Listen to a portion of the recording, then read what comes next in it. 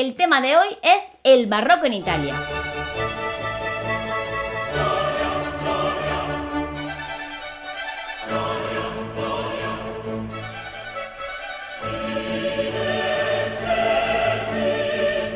Bienvenidas, bienvenidos. En el tema de hoy vamos a tratar el barroco italiano. Nos vamos a centrar fundamentalmente en tres temas de selectividad bastante recurrentes, que son la arquitectura de Borromini y de Bernini.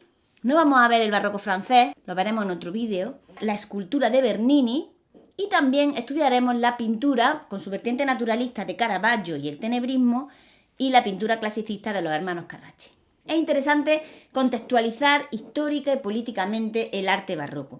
El barroco es un arte que surge en el siglo XVII y XVIII. El siglo XVII será el siglo del barroco pleno y el XVIII será el siglo del arte rococó. Pervive, de hecho, el arte rococó con las tendencias ya neoclásicas. De nuevo, Italia será el centro del arte barroco que se difundirá por toda Europa. Es un arte muy monumental y lujoso, porque es el símbolo de la expresión del poder de la Iglesia. Por eso vamos a encontrarnos un arte italiano muy potente con foco en Roma, en las papas de Roma, en el Vaticano, y también el poder de las monarquías absolutas, de Luis XIV y la época de Versalles y la corte de Versalles. El siglo XVII es un siglo de crisis, es un siglo de grandes cambios. Ya sabemos que en la época de crisis surgen expresiones artísticas muy interesantes. Es una época de grandes penurias económicas, habrá muy malas cosechas, epidemias, hambrunas, que harán que la economía esté totalmente estancada durante el siglo XVII, especialmente la agricultura, el comercio, la artesanía. Esta crisis económica va a ocasionar una gran catástrofe demográfica. Un siglo estancado en el que la población no crece, debido fundamentalmente a las hambrunas, a la gran pandemia de peste que hubo, la peste negra que asoló Europa, a las guerras, especialmente la guerra de los 30 años, que fue una guerra de religión entre católicos y protestantes, que acabó con la paz de Westfalia y acabó también con el poderío del Imperio de los Austrias de España como grandes dominadores de Europa. Los protagonistas ahora ya no van a ser los Austrias españoles, sino que van a ser los Borbones franceses. En esta época habrá un refuerzo muy grande de la monarquía absoluta y lo veremos fundamentalmente en la figura de Luis XIV, que será el rey Sol, es el rey absoluto por antonomasia. La sociedad del siglo XVII va a ser una sociedad muy estancada porque seguimos manteniendo el modelo medieval de pirámide de población donde existen unos privilegiados que son un porcentaje muy pequeño de la sociedad, no llega al 10%, que son el clero y la nobleza, que vive del resto, que son fundamentalmente el campesinado, que trabaja de sol a sol en unas condiciones míseras, y la burguesía, que cada vez va teniendo más fuerza y que ya sabemos que en el siglo XVIII se levantará contra esta aristocracia. El siglo XVII es la época del Concilio de Trento, de la Contrarreforma. En el Concilio de Trento la Iglesia Católica reafirma sus dogmas y va a crear un arte, el arte barroco, que va a servir como propaganda para esa reforzada fe católica que se reafirma en el Concilio de Trento. El arte barroco supone la ruptura definitiva con el clasicismo del Renacimiento. Por otra parte, esta ruptura ya se estaba preconizando con el manierismo en la última mitad del siglo XVI. Ya sabemos que la historia del arte es como un péndulo y tendríamos, si tuviéramos el Renacimiento en un sitio del péndulo y el barroco en otro, pues sabemos que frente a la serenidad y al equilibrio y la armonía se contrapone el desequilibrio y la inestabilidad, el gusto por la sorpresa del barroco. Frente al gusto por la línea tendremos el predominio del color. Frente al uso de las líneas rectas y muy bien proporcionadas tendremos el uso de las líneas curvas y la desproporción propia del barroco. Frente a la razón y armonía que tanto gustaba a los renacentistas, nos vamos a encontrar con el gusto por conmover, por la emoción, por los sentimientos que tiene el arte barroco. El término barroco procede de una palabra portuguesa llamada barrueco. Un barrueco es una pieza de orfebre que sale en mal estado, que sale mal y que sale como deformada y exagerada. Es un término peyorativo que le ponen en el siglo XIX cuando los críticos hablan mal de este arte por considerarlo exagerado, artificioso. Posteriormente, en el siglo XX, el arte barroco fue revalorizado como merece, puesto que se trata de un arte muy creativo y que rompe los moldes clásicos. Es un arte interesantísimo. La arquitectura barroca. Voy a esbozar unas líneas generales de toda la arquitectura barroca. El gusto por la línea curva, la elipse, la parábola. Nos vamos a encontrar, por tanto, soportes muy dinámicos, como por ejemplo esas columnas salomónicas, cuyo fuste se retuerce sobre sí mismo. Nos vamos a encontrar la estípite barroca, una columna más estrecha por su base, que de alguna manera sugiere inestabilidad. Vamos a encontrarnos con cariátides, atlantes, pilastras, columnas de orden gigante. Los muros se curvan, se alabean, se convierten en entrantes y salientes que van a dar luz y contraluz y también van a cargar a la fachada de movimiento. Aunque se mantiene la planta tradicional basilical y la de cruz latina, existe un gusto especial por la planta centralizada, tanto circular, pero sobre todo con forma elíptica, que rompe y sorprenda un poco al espectador. Nos vamos a encontrar con una gran variedad de arcos, no solo el arco de medio punto, sino arcos de todos los estilos y también de cúpula, gallonada, elíptica, estrellada, etc. También vamos a encontrarnos con una gran abundancia de elementos decorativos, frontones partidos, nichos, hornacinas, estatuas, guirnaldas y todo tipo de decoración. Nos vamos a centrar en este vídeo en la arquitectura italiana, especialmente en la arquitectura de Bernini y Borromini. Pero también debemos saber que la arquitectura en Francia va a estar muy ligada al desarrollo de la monarquía. De hecho, los arquitectos franceses crearán el modelo de palacio barroco, especialmente en Versalles. La arquitectura italiana pretende impresionar al espectador. Fundamentalmente vamos a encontrarnos con iglesias, puesto que en Roma se trabaja para los papas y ya sabemos que el barroco es el arte de la contrarreforma. Era muy importante tener grandes iglesias para poder predicar y hablar muy bien de los dogmas católicos. Los dos grandes arquitectos del momento son Bernini y Borromini. Los dos son contemporáneos y tenían un follón que no veas porque se llevaban fatal, pero son muy distintos entre sí, tienen una forma totalmente distinta de entender la arquitectura. Vamos a empezar hablando de Bernini. Bernini es el artista por excelencia, es el gran artista del siglo XVII. Es polifacético, arquitecto, escultor, pintor, comediógrafo, compositor, hombre de mundo, galante, elegante, con un gran verborrea, amigo de los papas, un personaje que se codea con las yesés, que tendrá multitud de amantes, que incluso tiene suerte porque cuando se casa muy felizmente y tiene 11 hijos con su gran querida mujer. Ya veremos que no le ocurre lo mismo a su compadre Borromini. Va a ser el gran artista protegido por los papas, especialmente por Urbano VIII y más tarde por Alejandro VII. No se puede considerar un arquitecto barroco 100% porque proyecta su edificio de acuerdo con la concepción clásica del cuerpo humano. Prefiere el orden gigante, los entablamentos curvos, los frontones partidos. Vamos a ver cómo trata todos los elementos clásicos, aunque de forma bastante poco ortodoxa. Se interesa por la fusión de la arquitectura, la escultura y la pintura. Él quería hacer una gran obra de arte conjunta. Busca efectos escenográficos sorprendentes y espectaculares.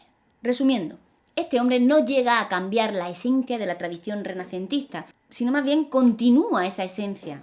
Es que se acerca a esa herencia clásica de una manera totalmente creativa e independiente. Sus obras más interesantes son el baldaquino de San Pedro, fue encargado por Urbano VIII en el Vaticano y se encuentra bajo la cúpula de Miguel Ángel. Un baldaquino es una estructura que cobija el altar y que va a ser para determinadas épocas especiales, como puede ser la Cuaresma o determinados momentos. La obra está llena de simbolismo.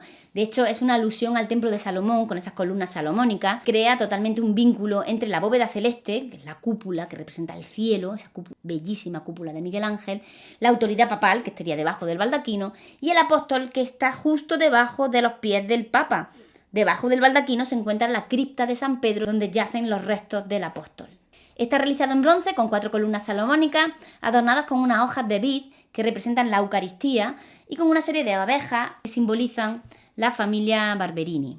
Va a ser el primer conflicto que tenga con Borromini. Borromini, que había entrado en Roma como ayudante de Maderno, el arquitecto de la iglesia de San Pedro. Maderno. Cuando muere Maderno, empezó ahora a colaborar con Bernini. Esta va a ser su primera colaboración. ¿Qué va a pasar? Pues va a pasar que cobra 10 veces menos que Bernini. Bernini se lleva todos los honores y él se lleva todo el trabajo sucio de hacer los planos, de evitar que se caigan las cosas, de hacer muchos cálculos. Y aquí empiezan los conflictos. La siguiente colaboración será en el Palacio Barberini, también para el Papa, que Borromini se hartará y dejará de colaborar con el Papa y con Bernini. Preferirá montárselo por su cuenta. Hablaremos de esto después. Otra obra importantísima de Bernini es San Andrés del Quirinal, una pequeña iglesia de planta elíptica con capilla y nichos entre pilastras corintias que alternan la forma rectangular con la forma ovalada.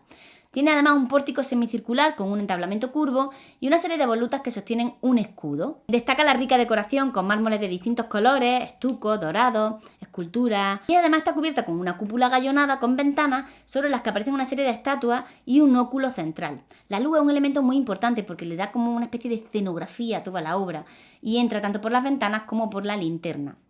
La fachada de San Andrés del Quirinal es muy dinámica. Aparece flanqueada por muros cóncavos con pilastras de orden clásico y un frontón triangular partido como un remate que va a generar un efecto de claroscuro interesante. Otra de sus obras será la Plaza de San Pedro. Tiene una forma elíptica con una colosal columnata de columnas dóricas con 2 brazos curvos que de alguna manera abrazan a la cristiandad. Todo está rematado por una serie de esculturas, unas 140 esculturas de distintos santos de distintos lugares, todos también del taller de Bernini. Todo está en torno a un gran obelisco central traído desde el mismísimo Egipto. La plaza es espectacular, tiene un gran sentido escenográfico. El otro gran arquitecto de Italia será Borromini. Borromini es todo lo opuesto a Bernini. Tímido, profundamente religioso, iba siempre vestido de negro, estaba algo trastornado, tenía un carácter muy difícil, siempre era solitario, se enfadaba muchísimo, era muy gruñón y el pobre pues, al final acaba incluso suicidándose y hasta para suicidarse fue pocho el pobre porque se clavó una espada pero como no podía se tiró encima de la espada y el pobre estuvo 3 o 4 días agonizando. Un poema. Este Borromini se va a dedicar exclusivamente a la arquitectura. Y además lo va a hacer con mucho ahínco y mucho celo. Él va a vigilar personalmente todos sus proyectos. Va a trabajar fundamentalmente para órdenes religiosas que tienen menos dinero, por tanto sus proyectos son más chiquiticos y con materiales un poquito menos nobles. Generalmente iglesias de pequeñas dimensiones, realizadas en estuco, en ladrillo. Pero a pesar de eso destaca su gran originalidad, todas sus innovaciones técnicas y la libertad de sus formas. Borromini utiliza los elementos clásicos con total libertad, sin respetar para nada las normas clásicas. Es un arquitecto revolucionario que rompe con la tradición clásica. Con él se inaugura la arquitectura barroca. Su arquitectura es extravagante, es audaz. Muros alabeados, fachadas cóncavas y convexas, juegos de luces, de sombras y evita la inclusión de otros elementos artísticos en la arquitectura. La arquitectura es la arquitectura. Su obra maestra es San Carlos de las Cuatro Fuentes. Es una pequeña iglesia con una planta central ovalada que está cubierta por una cúpula, también oval, decorada por artesonados que tienen formas octogonales, hexagonales y en forma de cruz y que van disminuyendo de tamaño hacia el centro. Una especie de recurso ilusionista que hace que se consiga una altura mucho mayor. La fachada, que se comienza en 1665, es muy movida, organizada en 3 vanos con formas cóncavas y convexas y un entablamento ondulado. Está adornada con nichos con estatuas, San Carlos en el centro, buscando el claroscuro y además también aparece un medallón ovalado en el centro.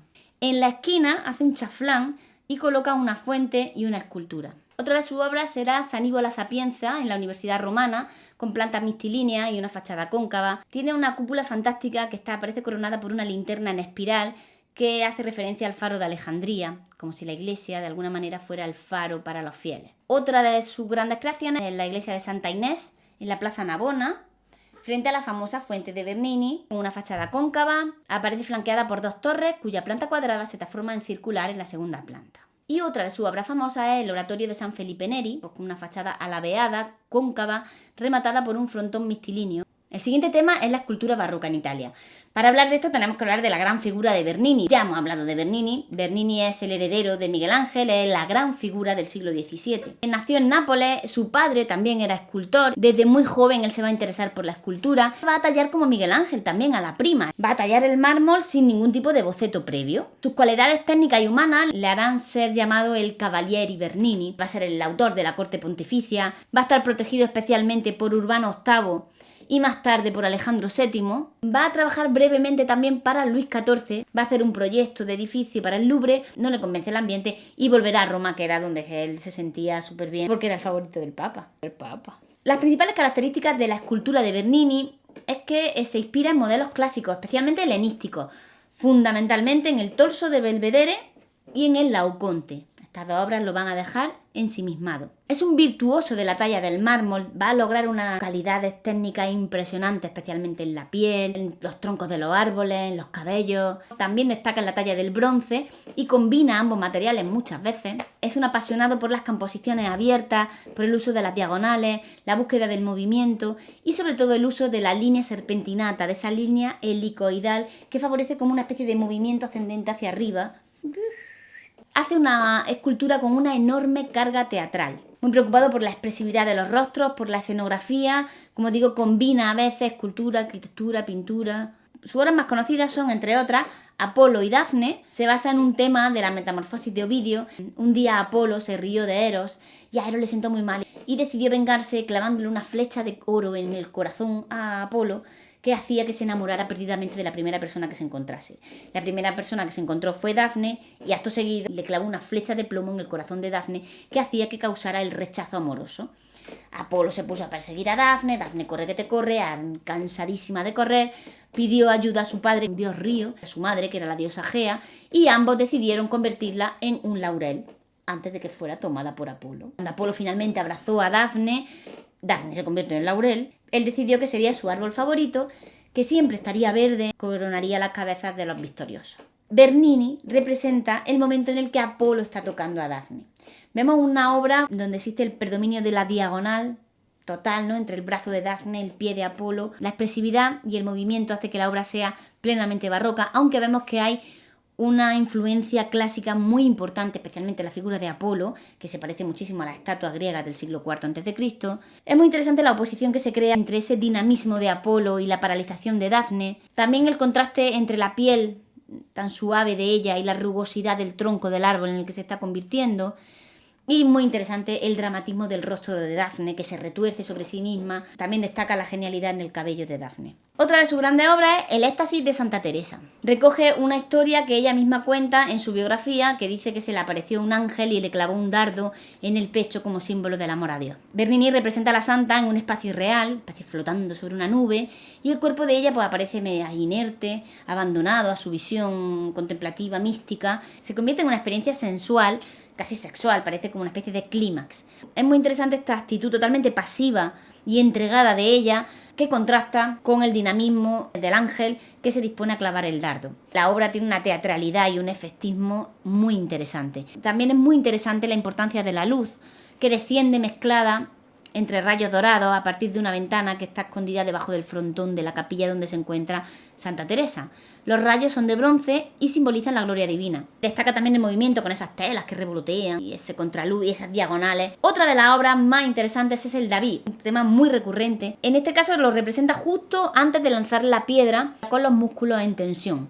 Resalta el esfuerzo humano, los labios apretados, el cuerpo curvado, los dedos del pie contraídos. No es el guerrero perfecto idealizado, sino que es el humano que se esfuerza para conseguir sus metas. Detrás de David hay varias armas descartadas. Eso significa que es una batalla que se logra más con la maña que con la fuerza. A sus pies aparece un arpa muy bien tallada que nos indica que se va a convertir en un poeta posteriormente. Destaca el predominio de las diagonales, ese cuerpo que se torsiona violentamente y se inclina para obtener más fuerza. Otra de su obra es El rapto de Proserpina, otra historia mitológica que nos habla en este caso del rapto de Plutón a Proserpina o de Hades a Perséfone. Plutón aparece de pie y coge con violencia a Proserpina. Bajo los pies de ella aparece el cancerbero, ese perro guardián del infierno que tenía 3 cabezas. El mito ya sabemos cuál es. Ella estaba tan a gustico cogiendo flores con unas ninfas, cuando de repente Hades pasó por allí, la vio y se enamoró perdidamente y no tuvo a otra al hombre que cogerla y raptarla. A pesar de la resistencia que ella puso, ella acabará siendo la esposa de Hades y acabará viviendo en el infierno. Aunque su madre, que era Demeter o Ceres, según la mitología griega o romana, intercedió porque le dio mucha pena, porque quería ver a su hija, y parece ser que finalmente convenció a Hades para que esta chica pasara 6 meses con su madre y 6 meses con su esposo. Los 6 meses que pasa con la madre es la primavera y el verano. Era la manera mitológica que se tenía de explicar el cambio de las estaciones. Pues bien, Bernini representa el instante en el que Plutón toma brutalmente a Proserpina para llevársela, mientras que ella, con todas sus fuerzas, lucha por zafarse de esas manazas tan grandes que tiene Plutón. Es impresionante el detalle del muslo, creo que es de mis obras de arte favoritas. Cómo logra esa apariencia blanda, mórbida de la carne de ella, tiene una gracia infinita, es una maravilla. La composición es abierta, la línea de nuevo serpentinata, helicoidal ascendente, rompe completamente con el esquema renacentista, porque sobre todo nos va a dar una multiplicidad de planos muy interesante, ¿no? Otras obras que va a hacer El sepulcro de Urbano VIII, vemos al pontífice sentado como un emperador, bendiciendo y acompañado con 2 figuras alegóricas, y la muerte pues aparece por ahí, con ese esqueleto que escribe el nombre del difunto en un cartel que llega para todos, incluido para los papas. El sepulcro de Alejandro VII será uno de sus últimos trabajos. Lo difícil de la tumba de Alejandro VII es que la tuvo que colocar en un sitio muy concreto, encima de una puerta. El papa aparece arrodillado, orando, preparándose un poco para la muerte. La idea que quiere expresar Bernini es que cualquiera sabe que la muerte puede llegar en cualquier momento. La puerta final queda tapada por una especie de tela y le quita el significado de la entrada al edificio, le da como una especie de significado de entrada al más allá. Las virtudes que aparecen son la caridad, la verdad, la prudencia y la justicia. El último tema del que vamos a hablar es la pintura en Italia. La pintura tiene 2 vertientes. Por un lado tenemos la vertiente naturalista, de la obra de Caravaggio, caracterizada por la representación cruda y a veces vulgar de la realidad, y la vertiente clasicista, representada por los hermanos Carracci, que no renuncia a la realidad, pero tampoco renuncia al ideal clásico de belleza, que es un poco la continuación de la pintura manierista. En general, las características básicas de la pintura barroca son un predominio del color sobre el dibujo, las formas son definidas por la luz y por el color, y no por el dibujo. Hay una importancia por la captación de la luz. Los cuadros no se iluminan de manera uniforme, la luz llega desde un lugar muy concreto, desde una diagonal, de la zona cenital. Las composiciones son asimétricas, movidas, inestables, con figuras de espalda, anticlásicas. Diagonales, escorzos, zigzag, formas de aspa. Esos esquemas piramidales tan serenos del Renacimiento desaparecen por completo. Hay una tendencia al realismo que incluso va a hacer que aparezcan los momentos más crudos de la vida humana. La idea era acercar la religión a la cultura popular, al pueblo. Los personajes se vuelven más cercanos al pueblo. Ese realismo va a ser muy importante porque el pueblo se reconoce en esos santos y en esas vírgenes. Hay mucho gusto por hacer naturalezas muertas, los típicos bodegones, frutos, platos con alimentos, un dominio absoluto de la tercera dimensión, de esa perspectiva que ya se había iniciado en el Renacimiento y que llega a su punto culminante en el Barroco, especialmente la perspectiva aérea. Empezamos hablando de Caravaggio, es el creador de lo que en pintura se denomina el tenebrismo. Era un personajazo, pendenciero, marrullero, le encantaban los bajos fondos, siempre estaba de pelea. Era un bicho. Pues era tan bicho que mató a uno en una reyerta, de tantas que tuvo, y resulta que mató a un capo, a un jefe gordo de la mafia. Total, que lo echaron de Roma. Y el hombre pues estuvo por ahí dando tumbos y haciendo el mal. Fue muy buen pintor, eso sí. Las características fundamentales de la obra de Caravaggio son dos. Por un lado tenemos el tenebrismo, que es esa manera de utilizar la luz de forma dirigida, de manera que ilumine mucho ciertas partes y deje en penumbra otras, haciendo un contraste muy grande entre luces y sombras y provocando un claroscuro espectacular. Y por otro lado, utiliza personajes sacados de la vida diaria, mendigos, prostitutas, gente muerta, iba a la morgue, al tanatorio a observar. Y utiliza estos personajes para representar a los santos, a las vírgenes y a todo el panorama celestial. Va a ser muy criticado por eso. Podemos hablar de dos etapas muy diferentes en la producción de Caravaggio. Tiene una obra de juventud, como por ejemplo el Baco, es un dios bastante andrógino que nos ofrece vino. La luz todavía es manierista, todavía no es tenebrista, ilumina todo por igual, pero vemos la pericia técnica que logra en los detalles, en las frutas. Observad por ejemplo esa copa de vino. La fase de plenitud llegará a partir de 1597 y aquí va a pintar sus grandes obras. Configura plenamente el tenebrismo, los cuadros se vuelven más grandes, sitúa siempre el foco de luz desde fuera del cuadro que llega normalmente desde un lateral. Y los protagonistas pues son el pueblo, los campesinos, los mendigos, pero siempre convertidos en santos y en personajes de la vida celestial. La conversión de San Pablo y la crucifixión de San Pedro, estas dos obras fueron un encargo para la capilla Cherasi en Santa María del Popolo en Roma. Ambas obras sirven además muy bien como tema de propaganda. Por un lado tenemos la conversión y por otro lado tenemos el martirio, ¿no? Vemos a San Pablo tirado en el suelo en un escorzo con una diagonal muy interesante, donde aparece con su espada colgada en el cinto. Esto nos habla pues de su pasado de perseguidor de cristianos. Se va a caer del caballo y tiene una iluminación y ve a Cristo de repente y se convierte al cristianismo. En la otra obra, en la crucifixión de San Pedro va a ser crucificado boca abajo para no imitar a Cristo. De nuevo es una composición muy interesante en aspa, de nuevo en una especie de zigzag de diagonales, donde los tres birros que levantan la cruz tienen unos escorzos y unas posiciones muy poco clásicas, nos muestran el culo. En la vocación de San Mateo, de nuevo vemos la misma historia. Mateo era recaudador de impuestos, Cristo entra en la taberna con Pedro y lo señala y Mateo dice, ¿cómo yo? ¿Soy yo el que elige? Se sabe que es Cristo porque lleva con una especie de círculo divino en la cabecilla, si lo veis arriba. La luz es muy interesante, procede de dos focos, de la claraboya alta y otra de la diagonal. Esa luz ayuda a acentuar los contrastes, la teatralidad y el dramatismo de la escena. La muerte de la Virgen fue súper criticada porque la figura de la Virgen está como hinchada, cogió como modelo a una prostituta que se había ahogado en el Tíber. La composición, que es súper barroca, está marcada por esas dos grandes diagonales rojas, el cortinaje y el vestido de la Virgen. Por último, otra de sus obras muy conocidas es la Cena de Emaús, la escena donde representa a esos discípulos que paran en una posada, se le une a alguien que no saben quién es y de repente se dan cuenta que es Cristo que ha resucitado. Las posturas son de incredulidad, de sorpresa. Me encanta ese que está a punto de levantarse de la silla diciendo no puede ser. Por último tenemos que hablar de la otra vertiente de la pintura barroca en Italia, que es el clasicismo de los hermanos Carracci. El clasicismo se inicia en Bolonia, una ciudad universitaria e intelectual que va a reaccionar contra las formas caprichosas del manierismo y que van a optar por una pintura realista, pero que no abandone la belleza ideal. Se difundió mucho entre los ambientes más elitistas, puesto que se apartaba un poco de esa vulgaridad de la que tachaban a Caravaggio. Los representantes de este estilo son los hermanos Carracci, especialmente Aníbal Carracci. Está presente la influencia de Tiziano, de Miguel Ángel, el Veronés y la pintura manierista en general. La obra maestra de los Carracci son unos frescos, la galería del Palacio Farnesio en Roma. Destaca fundamentalmente el triunfo de Baco y Ariadna. En este fresco podemos ver todas las características de este tipo de pintura, y es el gusto por los temas mitológicos, ese lenguaje idealizado y clásico, las composiciones más sosegadas, ordenadas, elegantes, con un tipo de paisaje muy sereno y equilibrado, donde normalmente aparecen ruinas clásicas, un rico colorido y con tonos de influencia veneciana. Hay poco claroscuro, hay pocos contrastes lumínicos. Este vídeo ha sido súper accidentado, nunca mejor dicho. En fin, espero que os haya gustado y espero que os haya servido sobre todo. Y ya está. Un beso y hasta pronto.